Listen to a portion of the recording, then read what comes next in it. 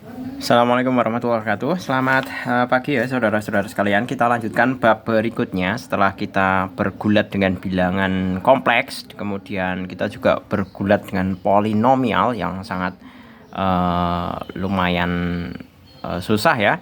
Kita lanjut ke materi berikutnya yaitu mengenai matriks. Di sini pembahasan mengenai materi Pak Jul gunakan buku dari Kemendikbud.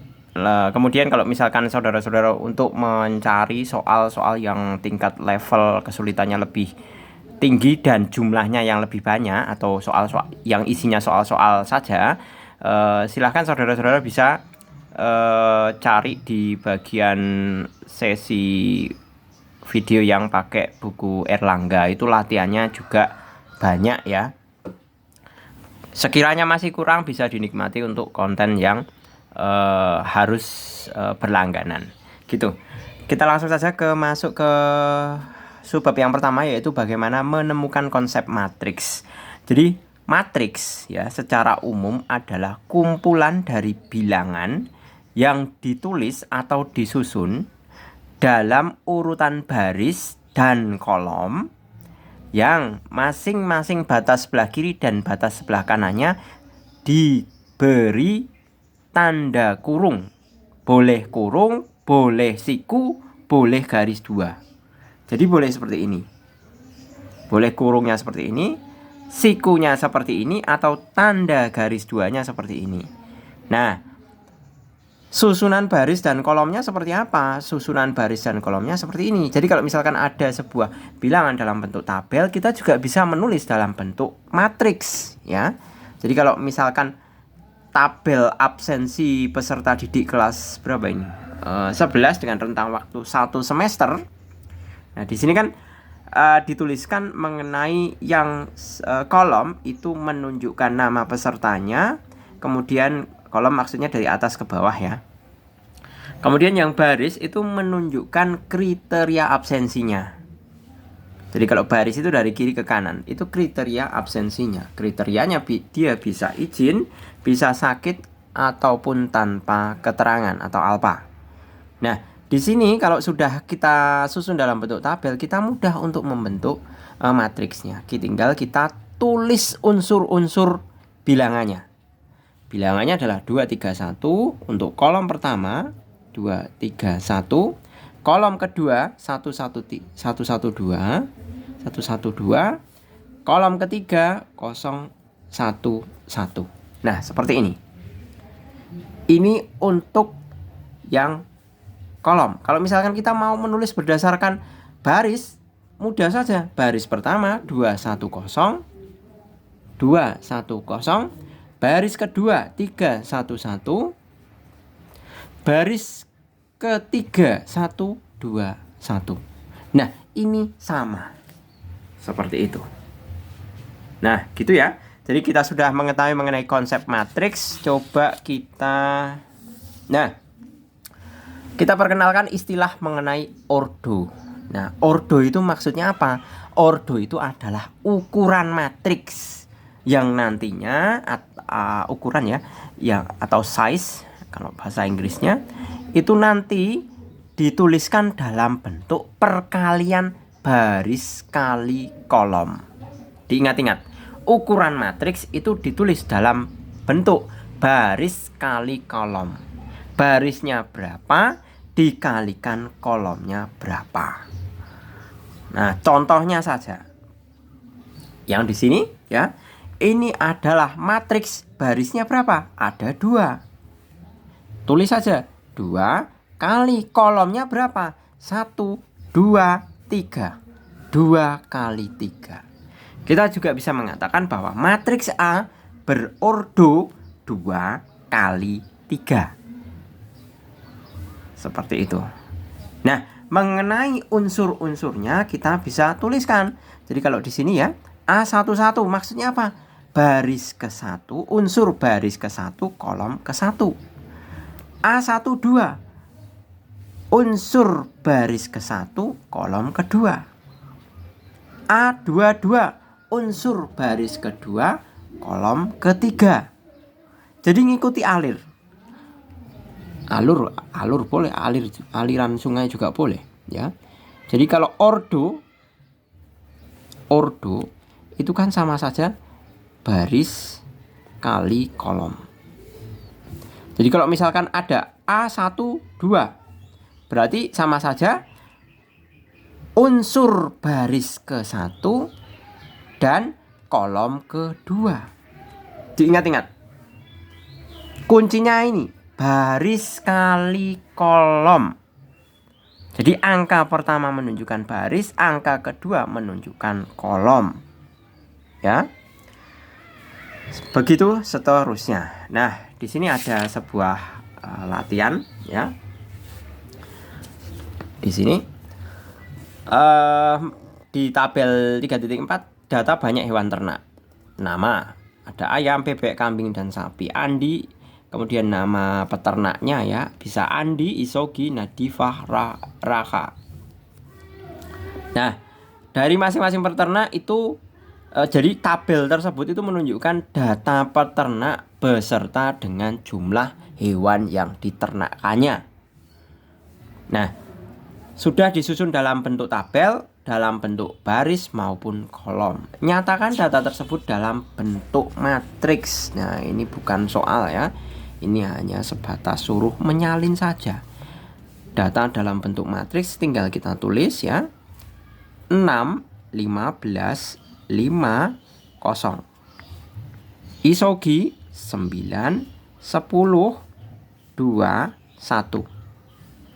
Nadifah 0, 9, 0, 1.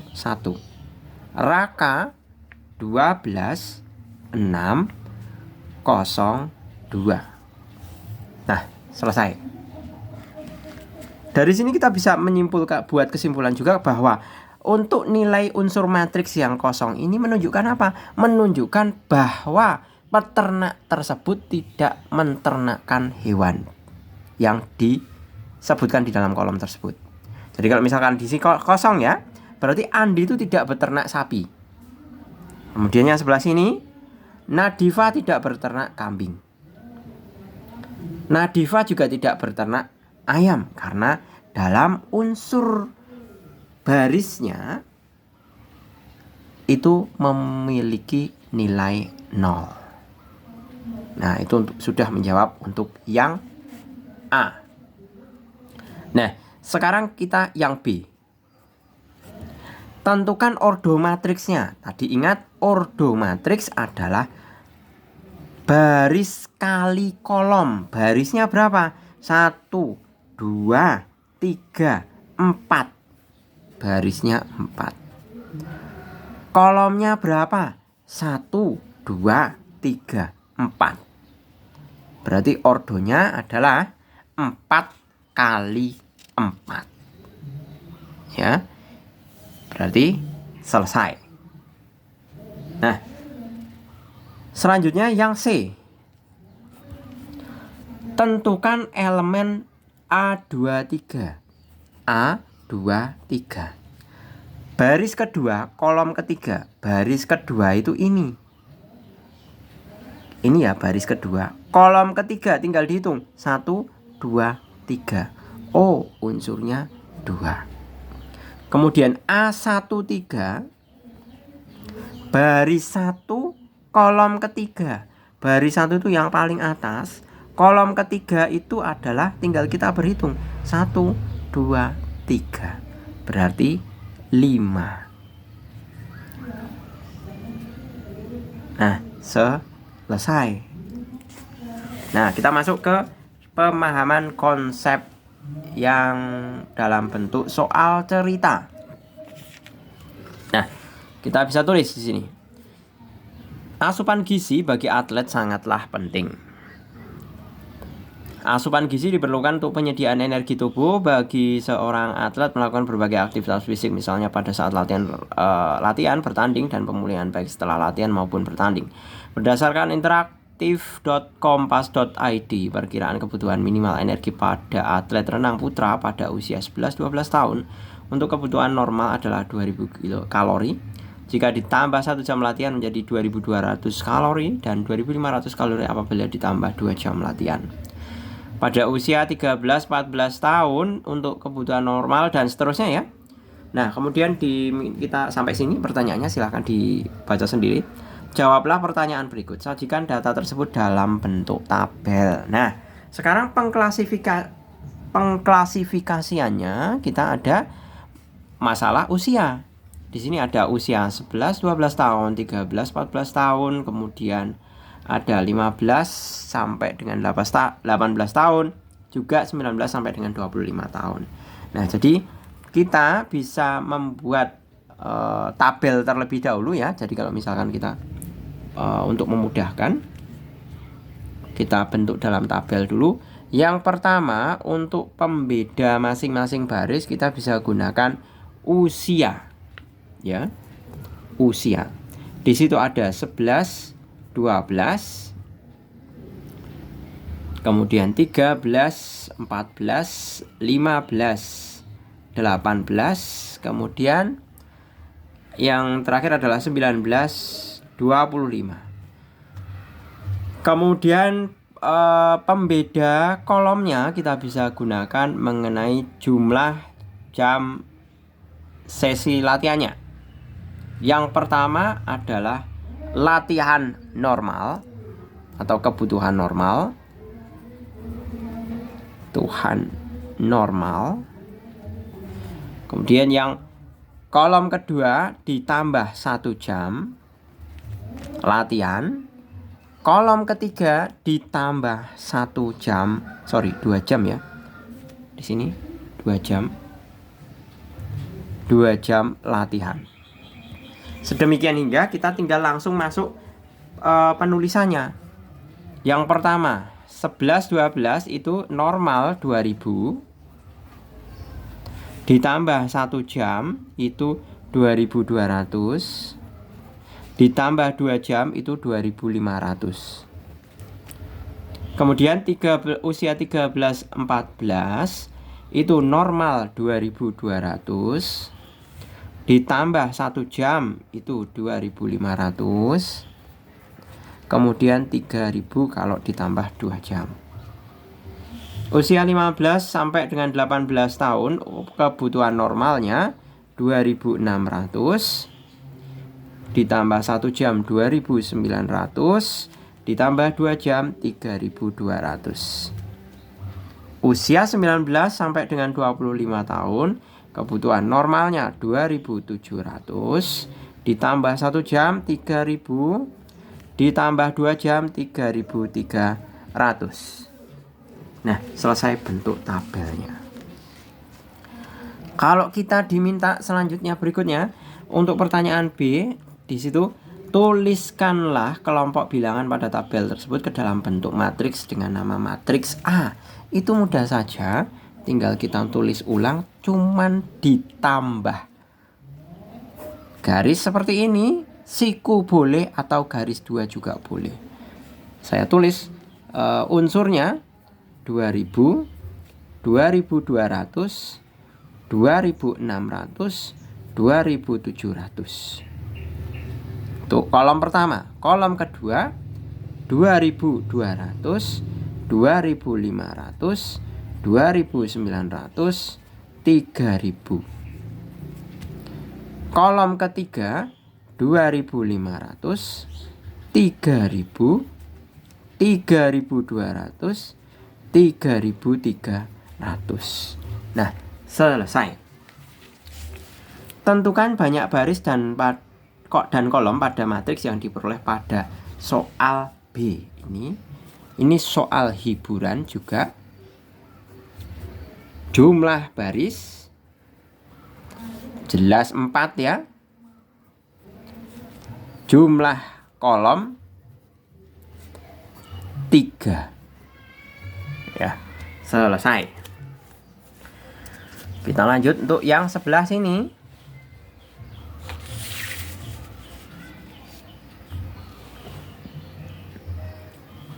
Nah, sebutkan elemen pada baris kedua. Nah, mudah saja. Cuman elemen baris kedua. Berarti kan ini baris kedua. Baris 1, baris 2. Berarti 2200, 2500, 3000.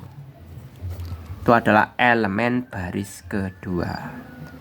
Kemudian yang E, sebutkan elemen pada kolom ketiga. Kolom ketiga itu ini, ya.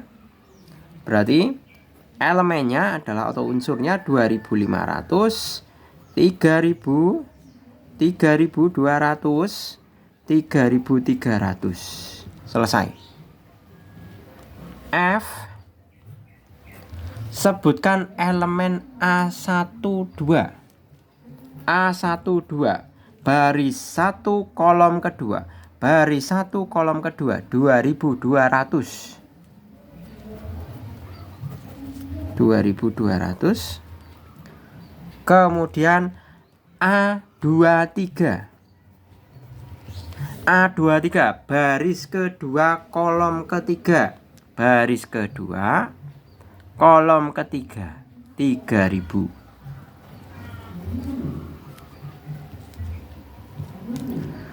Kemudian A33 baris ketiga kolom ketiga, 1 2 3, ini baris ketiga kolom ketiga di sini ya, 1 2 3, 3200. Selesai untuk yang F. Diskusikan hasil jawaban kalian dengan teman-temanmu. Wah, itu tugas kalian ya, tidak perlu diskusi di dalam video ini. Nah, kita lanjut masih di dalam konsep matriks ya. Benar atau salah? Matriks adalah susunan bilangan di dalam kurung siku saja. Nah, ini jelas salah. Ya, jelas salah. Bukan hanya di dalam kurung siku saja. Ada kurung biasa, ada tanda seperti ini tadi. Nah, matriksnya itu ada di dalam sini. Bisa kurung biasa, bisa kurung siku, bisa kurung 2, seperti ini. Jadi kalau ada kurung siku saja itu malah salah. Tapi kalau pernyataannya matriks adalah susunan bilangan di dalam kurung siku, itu benar. Tapi kalau kurung siku ada kata sajanya, itu jelas pernyataan tersebut salah. Nomor 2, masih benar atau salah? Elemen suatu matriks dapat ditulis dengan huruf besar. Boleh. Pernyataan ini benar. Ketiga, benar atau salah? Banyak elemen pada matriks A merupakan hasil perkalian antara banyak baris dengan banyak kolom pada matriks A. Itu jelas benar. Tadi Pak Jul sudah berikan statement bahwa mengenai ordo adalah perkalian baris kali kolom. Perkalian antara banyak baris dengan banyak kolom. Berarti pernyataan 3 tersebut benar. Kemudian yang keempat, jika P bla bla bla, ini matriksnya ya, maka tentukan ordo matriks. Ordo matriksnya tinggal kita hitung baris kali kolom. Barisnya 1 2 3 4, 4 ya. Berarti 4 kali kolomnya 1 2 3 4, juga 4. Untuk yang A. Yang B, elemen baris ketiga. Mudah saja, baris ketiga 1 1 6 min 5. Nah, kemudian yang C, min P21.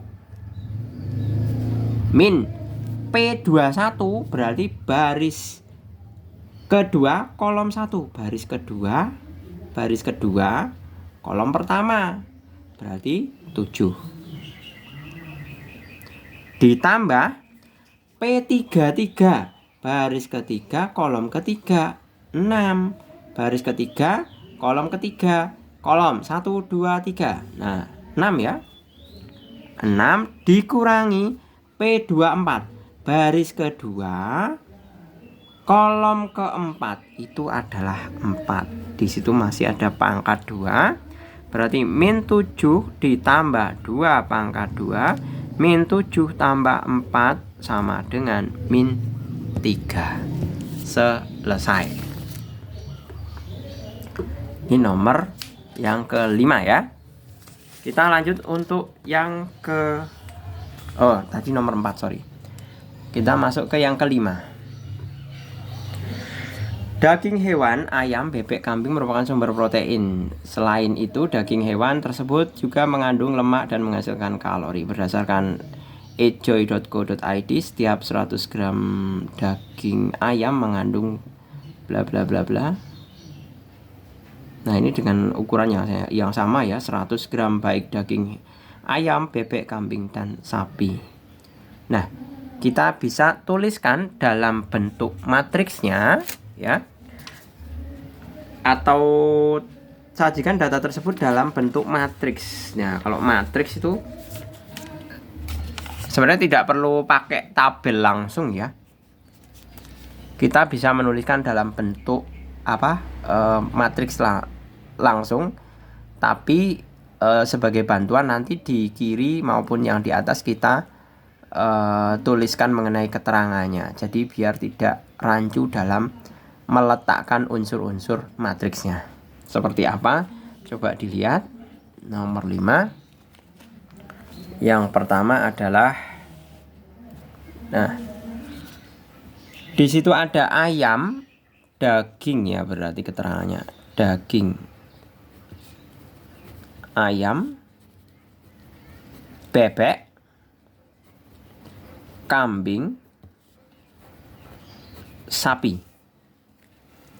Nah, kemudian di situ ada unsur-unsur lemaknya. Lemak, protein, dan kalori. Nah, kita tinggal masukkan masing-masing unsurnya. Daging ayam mengandung 25 gram lemak, protein 18,2 gram, kalori 302. Masuk ke daging bebek 28,6, proteinnya 16 gram, kalorinya 326. Daging kambing mengandung protein dan lemak,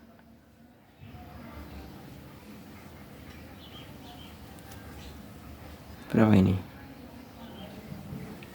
Protein dan lemaknya 9,2. Protein dan lemaknya 9,2. Sedangkan kalorinya 154. Daging sapi yang terakhir, protein dan lemak 14. Protein dan lemak 14. Kalorinya 207. Nah, seperti ini saja. Langsung kita kasih.